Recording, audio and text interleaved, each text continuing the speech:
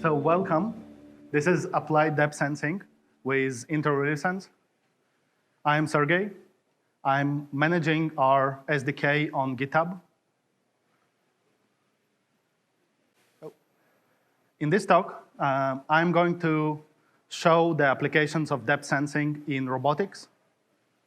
We're going to see one simple way you can assemble a working localization and mapping pipeline using open source components.